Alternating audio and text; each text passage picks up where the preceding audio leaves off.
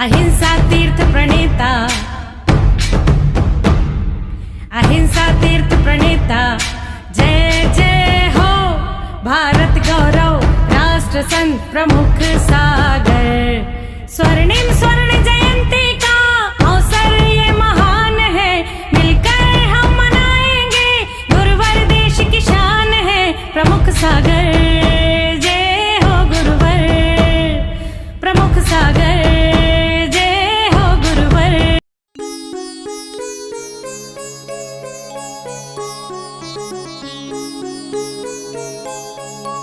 कैसे काम चलेगा?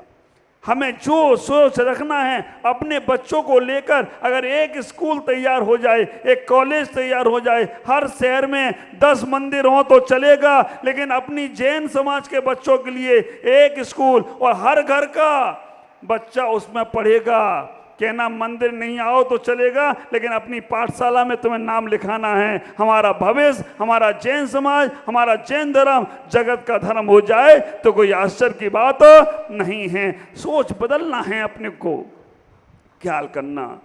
सुर सुंदरी ने बहुत पढ़ा, लेकिन मैना सुंदरी ने थोड़ी तत्व की चर्चा करी। और मैना सुंदरी ने जब कभी गुरु के पास जाए, ध्यान करने बैठ जाए, गुरु के पास जाए, उनकी दृष्टि को निहारती चली जाए, गुरु के पास जाए, उनके वचनों को अमृत की तरह सुनती चली जाए, क्योंकि गुरु अन्यथावादी नहीं होते हैं। विचार करना, गुरु के वचनों को सुनती है और अपने जीवन में उतारती है। दोनों युवावस्था को प्राप्त हुए। सुर सुंदरी बड़ी हुई, 18 साल की, 20 साल की, 22 साल की हुई। पिता प्रजापाल ने पूछ लिया, बेटी किसके साथ तुम्हारा विवाह का संबंध बनाया जाए? विचार करना, ये विकृति हमारे घरों में पनप रही है। हम बच्चों से पूछते हैं तुम्हारा शादी किसके साथ की जाए? ये हमारी परंपरा नहीं है। ख्याल करके रखना। विजय भाई, आप शादी करने गए थे तो आपके माँ बाप ने फाइनल किया था कि कौन सी लड़की से करो, या आपने खुद ही कर लिया था? माँ बाप है। अभी तक चल रही ना जोड़ी? देख, अब विचार करके रखना, माता पिता ने फाइनल किया। विनोद भाई, देखा बहन को तुमने पहले देख लिया था या बाद में देखा? बचपन, अच्छा, ये तो बचपन की जोड़ी लग रही है मेरे को। तो ये कह रहे मैं तो बचपन से साथ में हूँ। अच्छी बात है, कोई मेल मिलाप होगा, लेकिन फिर भी माँ बाप की आज्ञा से। वहां पर इतना ही हुआ, जब सुरसुंदरी से पूछा गया, उसने कहा मैंने एक लड़के को, राजकुमार को देख रखा है और मैं उस लड़के से ही, उस राजकुमार से ही विवाह करूंगी।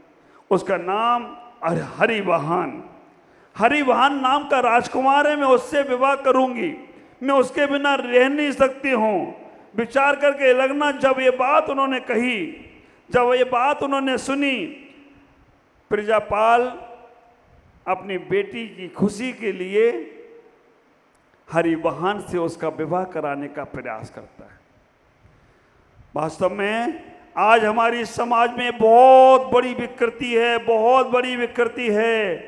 माँ बाप रो नहीं पाते हैं, आंखों में से आंसू नहीं झलकते हैं, लेकिन दिल उनका हर वक्त रोता है जब उनके बच्चे या बच्चियां कोई अनैतिक संबंध बनाते हैं या अनैतिक जगह पर जाते हैं और अनैतिक लड़के लड़कियों से प्रेम कर लेते हैं, तो वो धर्म छोड़ देते हैं, माँ बाप को छोड़ देते हैं, गुरुओं को छोड़ देते हैं। बस वो लड़का, लव जिहाद नाम की विकृतियां हमारे समाजों में चालू हो गई।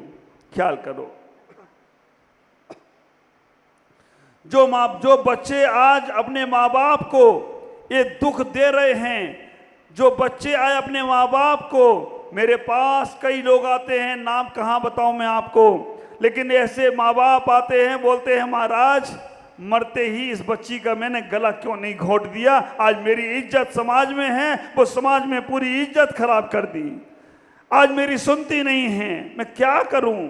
जो बच्चियां आज अनैतिक गलत संबंध बना रही हैं, एक बार वो अपने आप को, अपने दिल को उस माँ बाप की जगह बैठाल के देख लें।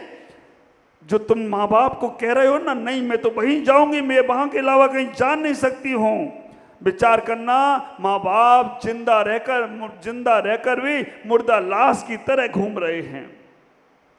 कितना दिल दुखता है जिन माँ बाप ने तुम्हें अपने से ज्यादा सुख दिया, अपने से ज्यादा पाल पोस कर बड़ा किया, कहीं तुम्हें तकलीफ नहीं होने दी। 18 साल 20 साल के क्या हो गए और अब तुम माँ बाप को बिल्कुल किनारे कर देते हो। ख्याल करना, सुर सुंदरी ने कह दिया मैं इसी से विवाह करूंगी, हरिवाहन नाम के युवराज से शादी करूंगी। पिता ने कहा ठीक है। उन्होंने उस हरिवाहन नाम के राजा से शादी, युवराज से शादी करा दी। मैं आपसे कहना चाहता हूं, आज यहाँ बच्चे नहीं हैं, लेकिन ये जिनवानी चैनल से मेरी बात बहुत से बच्चे सुन रहे हैं, आप भी सुनेंगे उस बात को।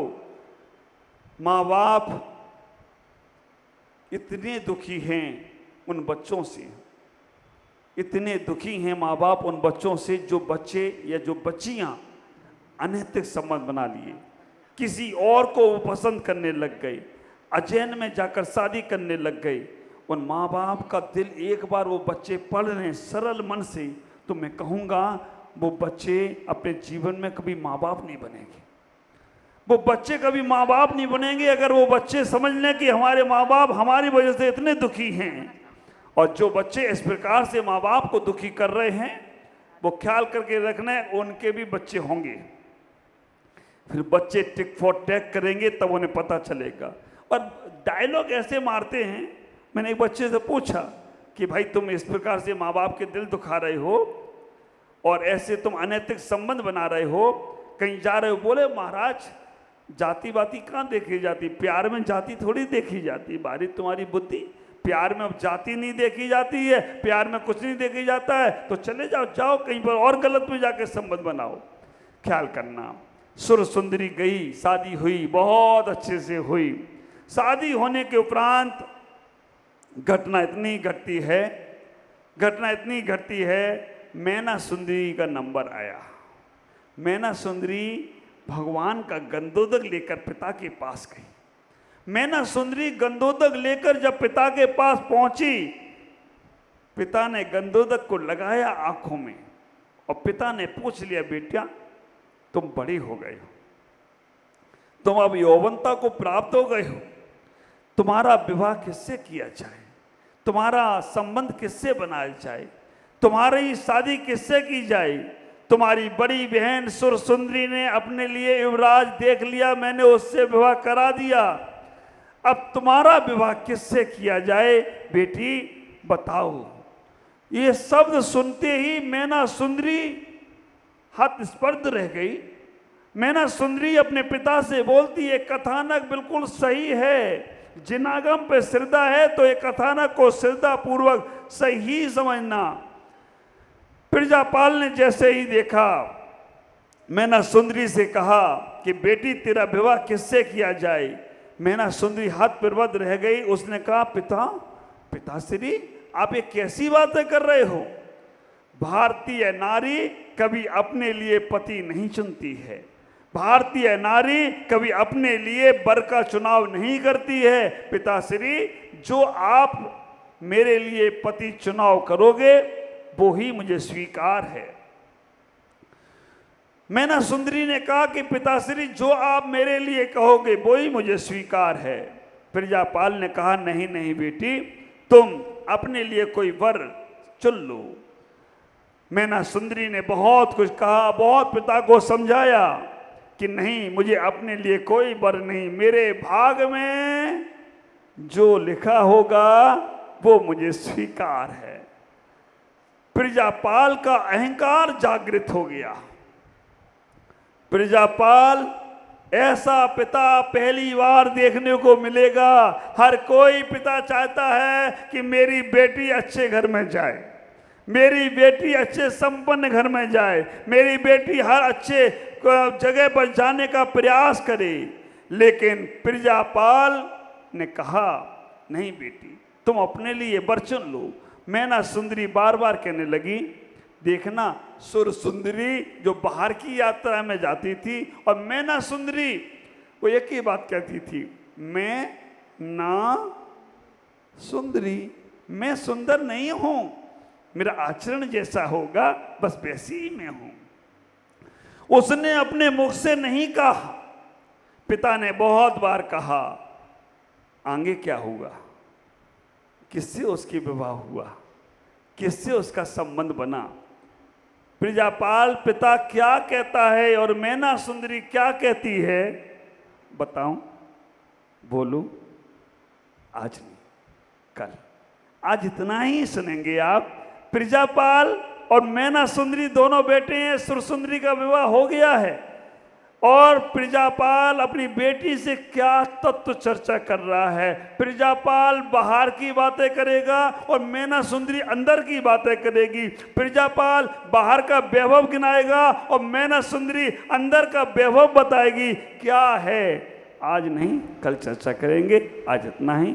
ओम नमः जय गुरुदेव। विचार करके रखना, तीसरे बले की पूजा में हम अपने आप को उस सिद्ध स्वरूप में समझने का प्रयास कर रहे हैं और मैना सुंदरी अपने पिता को समझा रही है। हम यहाँ पर विधान के माध्यम से अपने आप के स्वरूप को समझने का प्रयास कर रहे हैं। वह मैना सुंदरी अपने पिता को समझा रही है, पिता को बताने का प्रयास कर रही है। ख्याल करके रखना, उज्जैनी में जन्म हुआ श्रीपाल अभी नहीं आए हैं यहाँ पर।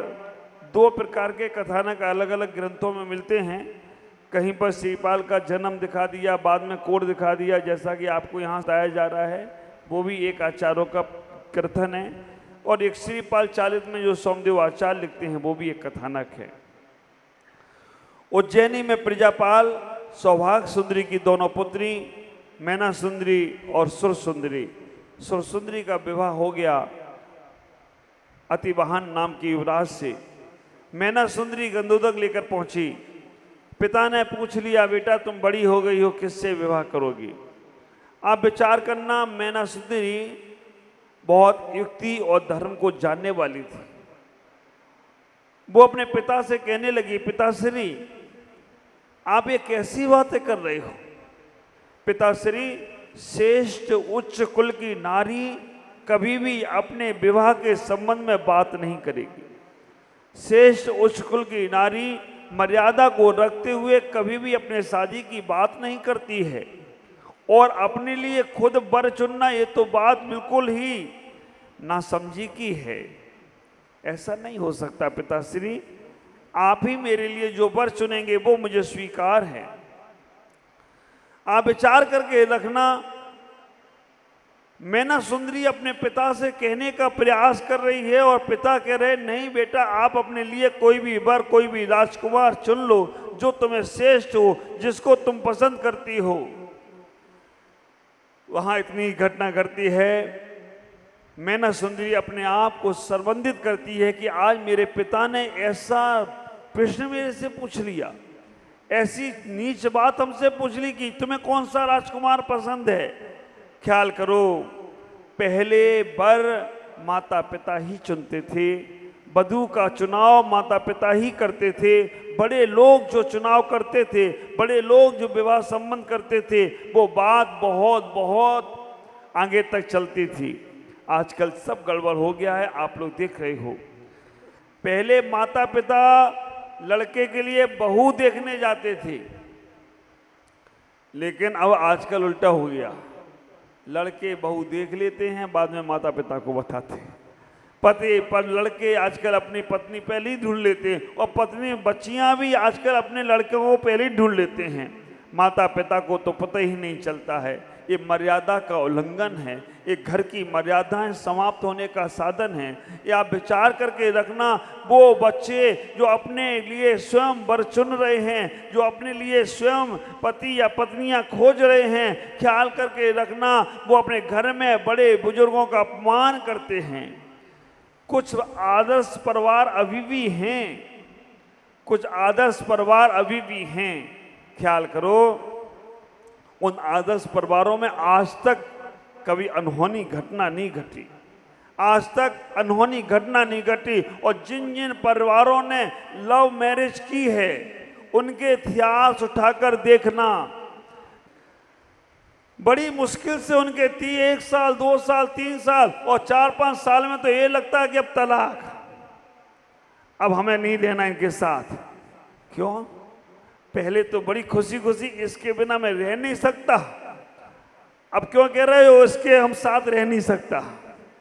पहले तो कहते थे इसके बिना रह नहीं सकता, अब तुम कहने लगे इसके साथ रह नहीं सकता। क्यों? पहले का जमाना और अब के जमाने में कितना अंतर हो गया। ख्याल करो, आज भी हम अपने युवाओं से कहना चाहूँगा, अपनी बहनों से कहना चाहूँगा, अपने भाइयों से कहना चाहूँगा, केवल एक चुनाव तुम अपने माँ बाप पे सौंप दो। एक चुनाव तो अपने माँ बाप पे सौंप दो। केवल अपने पूरे जीवन का तुम्हें ख्याल नहीं करना है, एक चुनाव अपने माँ बाप को सौंप दो। जो माँ बाप तुम्हारे लिए पति या पत्नी, जो माँ बाप तुम्हारे लिए वर या वधू तैयार करें, तलाश करें, उनको सौंप दो। तुम्हारा जीवन बहुत हल्का होगा। लेकिन आजकल के बच्चे जवाब क्या देते हैं मालूम? मैं रहना मुझे है तो मैं अपने लिए खुद ही खोजूंगा। रहना मुझे, मेरे माँ बाप को थोड़ी रहना है। रहना मुझे उसके साथ है तो मैं अपने लिए खुद ही ढूंढूंगा, मैं अपने लिए खुद ही तैयार करूंगा। ठीक है, जिद करके काम कर लो। ठीक है, आपने जबरदस्ती अपनी इच्छा पूरी कर ली, बाद में फिर क्यों जाते हो माँ बाप के पास? अब मेरी बन नहीं रही है, अब मेरे को तलाक दिलवा दो, अब मेरे को डिवोर्स दिलवा दो। बाहरी तुम्हारी बुद्धि है। विचार करना, पहले भी माँ बाप को दुखी किया और बाद में डिवोर्स के बाद बहाना लेकर उनको दुखी करते हैं। मैं हमेशा एक बात कहता हूँ, अगर बहू को, अगर पत्नी को ससुराल में अगर सुख और शांति से रहना है, पत्नी को अगर ससुराल में सुख और शांति से रहना है, मेरे गुरुदेव आचार्य भगवान कहते हैं, वो अपने ससुराल की बात अपने माँ के घर में ना कहे।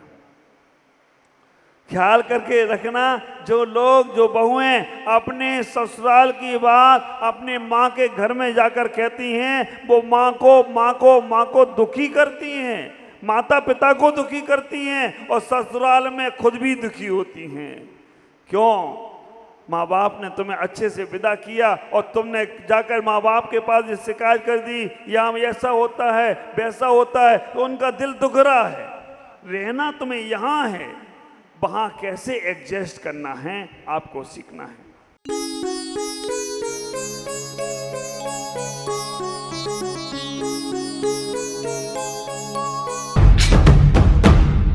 अहिंसा तीर्थ प्रणेता, अहिंसा तीर्थ प्रणेता, जय जय हो भारत गौरव, राष्ट्र संत प्रमुख सागर। स्वर्णिम स्वर्ण जयंती का अवसर ये महान है, मिलकर हम मनाएंगे, गुरुवर देश की शान है प्रमुख सागर।